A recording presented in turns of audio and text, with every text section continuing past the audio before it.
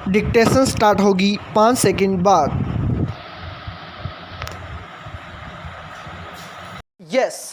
मैं माताओं से पूछना चाहता हूँ कि बेटी नहीं पैदा होगी तो बहू कहाँ से लाओगी।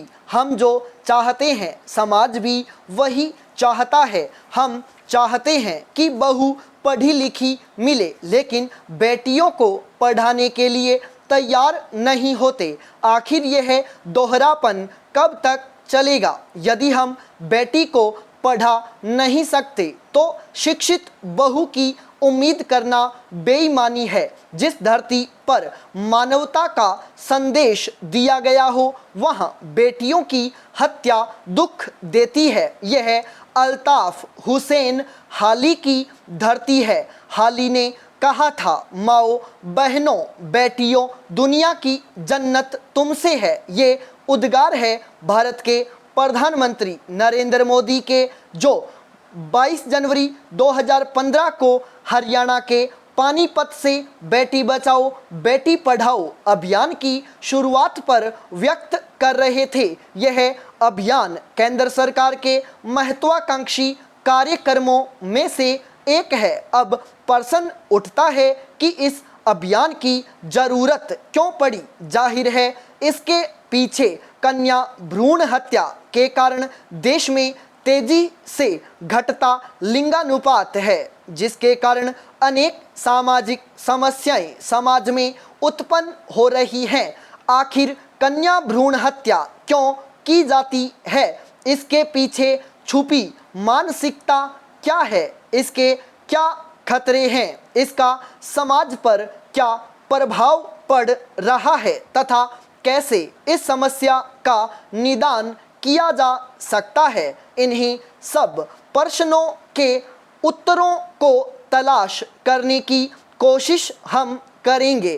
कन्या भ्रूण हत्या लड़कों को प्राथमिकता देने तथा कन्या जन्म से जुड़े निम्न सामाजिक मूल्य के कारण जानबूझकर की गई हत्या होती है। कन्या भ्रूण हत्या उन क्षेत्रों में अधिक होती है जहां के सांस्कृतिक मूल्य लड़के को कन्या की तुलना में अधिक महत्व देते हैं। भारत में यह प्रथा कोई नई नहीं है। मध्यकाल से इस प्रथा के अस्तित्व में आने के प्रमाण मिले हैं। जब मुस्लिम आक्रमणकारियों तथा शासक वर्ग के द्वारा लड़कियों का शोषण किया जाता था, इनसे बचने के लिए कन्या शिशु को मारने की परंपरा प्रारंभ हुई। इसके अलावा विद्वानों ने इसे दहेज से जोड़कर भी देखा है। हालांकि प्राचीन काल में इस प्रकार के प्रमाण हमें नहीं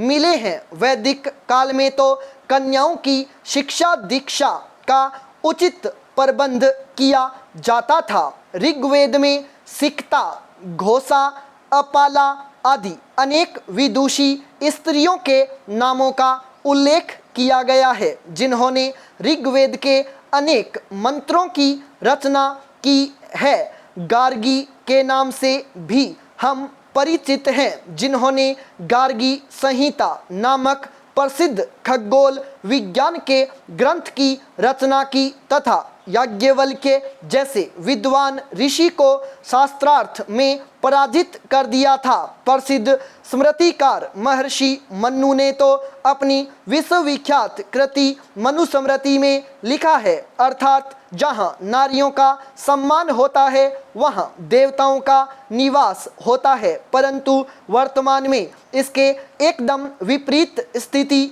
हो रही है, क्योंकि पहले तकनीक नहीं थी।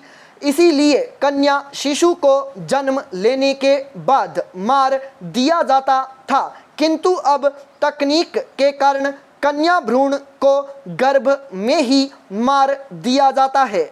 यूनिसेफ की एक रिपोर्ट के अनुसार भारत में सुनियोजित लिंग भेद के कारण भारत की जनसंख्या से लगभग 5 करोड़ लड़कियां गायब हैं। विश्व में अधिकतर देशों में प्रति पुरुषों पर लगभग 105 स्त्रियों का जन्म होता है, जबकि भारत में 100 पुरुषों पर केवल 93 स्त्रियां ही हैं। संयुक्त राष्ट्र का कहना है कि भारत में अनुमानित तौर पर प्रतिदिन 2000 अजन्मी कन्याओं की हत्या की जाती है। भारत में यह स्त्री विरोधी नजरिया समाज के सभी वर्गों में फैला है। भारत में स्त्रियों को महत्व न देने के कई कारण हैं, जिनमें आर्थिक उपयोगिता, सामाजिक उपयोगिता तथा धार्मिक उपयोगिता प्रमुख हैं। पाई पैराचेंज इन्हें हम निम्न प्रकार से समझ सकते हैं। अध्ययन आर्थिक उपयोगिता के बारे में यह इंगित करते हैं कि पुत्रियों की तुलना में पुत्रों द्वारा पुश्तैनी संपत्ति पर काम करने या पारिवारिक व्यवसाय, आय अर्जन या वृद्धावस्था में माता पिता को सहारा देने की मानसिकता के कारण पुत्रों को प्राथमिकता दी जाती है। विवाह होने पर लड़का एक पुत्र वधू लाकर घर की लक्ष्मी में वृद्धि करता है, जो घरेलू कार्य में अतिरिक्त सहायता करती है एवं दहेज के रूप में आर्थिक लाभ भी पहुंचाती है, जबकि पुत्रियां विवाहित होकर चली जाती हैं तथा दहेज के रूप में आर्थिक बोझ का कारण भी बनती हैं। चीन आदि देशों की तरह भारत में भी पुरुष संतति एवं पुरुष प्रधान परिवारों की यह प्रथा है कि वंश चलाने के लिए कम से कम एक पुत्र का होना अनिवार्य है एवं कई पुत्र होना परिवार के ओहदे को अतिरिक्त रूप से बढ़ा देता है। कई धार्मिक अवसरों पर परंपराओं के अनुसार केवल पुत्र ही भाग ले सकते हैं, जैसे अंतिम संस्कार एवं श्राद्ध कर्म इत्यादि। संयुक्त राष्ट्र ने चेतावनी दी है कि भारत में कन्या भ्रूण हत्या जनसंख्या से जुड़े संकट उत्पन्न कर सकती है। वर्ष 1981 में 0 से 6 साल के बच्चों का लिंग अनुपात 962 था, जो 1991 में घटकर 945 तथा 2001 में 927 तथा 2011 में और अधिक घटकर 914 रह गया है। इस आयु वर्ग में सर्वाधिक चिंताजनक स्थिति हरियाणा, पंजाब, जम्मू कश्मीर, राजस्थान तथा उत्तराखंड राज्यों में है। घटते लिंगानुपात के कारण इन राज्यों में अविवाहित युवकों की संख्या बढ़ रही है। हरियाणा एवं पंजाब में तो नौबत यहाँ तक आ गई है कि विवाह के लिए लड़कियों को गरीब राज्यों अथवा आदिवासी क्षेत्रों से खरीद कर लाया जा रहा है। हरियाणा में तो अनेक क्षेत्र ऐसे हैं जहां एक ही स्त्री से एक से अधिक पुरुष विवाह कर रहे हैं। यह तो सामाजिक प्रभाव है। यदि हम एक दूसरे नज़रिए से देखें तो कन्या भ्रूण हत्या से भारत की उस मेधा शक्ति का भी नाश हो रहा है जो वर्तमान में भारत को आर्थिक सामाजिक रूप से समृद्ध कर सकती। इसी कारण भारत सरकार लंबे समय से बेटियों को बचाने के लिए प्रयत्नशील रही है। इस कुरीति को समाप्त करने तथा लोगों के दृष्टिकोण में परिवर्तन लाने के लिए सरकार ने कई कदम उठाए हैं। सरकार द्वारा देश में कन्या भ्रूण हत्या रोकने के लिए अपनाई गई बहुआयामी रणनीति इसमें जागरूकता पैदा करने और विधायी उपाय करने के साथ साथ महिलाओं को सामाजिक आर्थिक रूप से अधिकार संपन्न बनाने के कार्यक्रम शामिल हैं। इनमें से कुछ उपाय निम्न हैं।